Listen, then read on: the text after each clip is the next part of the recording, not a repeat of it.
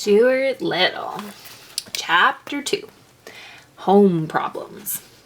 Stuart was also helpful when it came to ping pong. The Littles liked ping pong, but the balls had a way of rolling under chairs, sofas, and radiators, and this meant that the players were forever stooping down and reaching under things. Stuart soon learned to chase balls, and it was a great sight to see him come out from under a hot radiator pushing a ping pong ball with all his might as perspiration rolled down his cheeks. The ball, of course, was almost as high as he was, and he had to throw his whole weight against it in order to keep it rolling. The Littles had a grand piano in their living room, which was all right except for that one of the keys was a sticky key and it didn't work properly. Mrs. Little said she thought it must be the damp weather, but I don't see how it could be the damp weather, for the key had been sticking for about 4 years, during which time there had been many bright, clear days. But anyway, the key stuck, and it was a great inconvenience to anyone trying to play the piano. It bothered George particularly when he was playing the scarf dance, which was rather lively. It was George who had the idea of stationing Stuart inside the piano to push the key up the second it was played. This was no easy job for Stuart, as he had to crouch down between the felt hammer so he wouldn't get hit on the head. But Stuart liked it just the same. It was exciting inside the piano, dodging about, and the noise was quite terrific. Sometimes, after a long session, he would emerge quite deaf, as though he had just stepped out of an airplane after a long journey, and it would be some little time before he felt really normal again. Mr. and Mrs. Little often discussed Stuart quietly between themselves when he wasn't around, for they had never quite recovered from the shock and surprise of having a mouse in the family.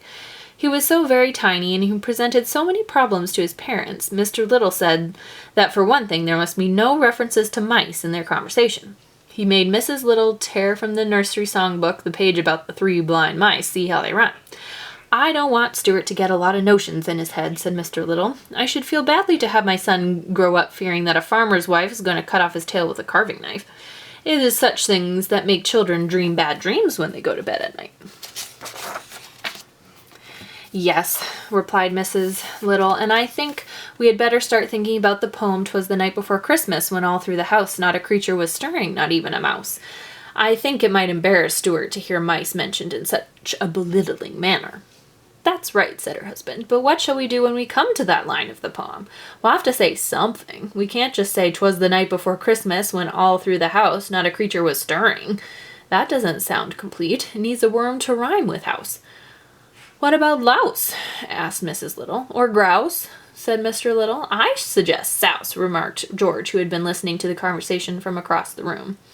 It was decided that louse was the best substitute for mouse, so when Christmas came around, Mrs. Little carefully rubbed out the word mouse from the poem and wrote in the word louse, and Stuart always thought the poem went this way.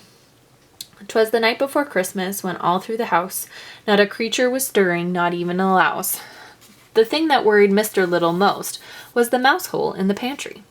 This hole had been made by some mice in the days before the Littles came to live in the house, and nothing had been done about stopping it up. Mr. Little was not at all sure that he understood Stuart's real feeling about a mouse hole. He didn't know where the hole led to, and it made him uneasy to think that Stuart might some day feel the desire to venture into it. "After all, he does look a good deal like a mouse," said Mr. Little to his wife, "and I have never seen a mouse yet that didn't like to go into a hole." The end.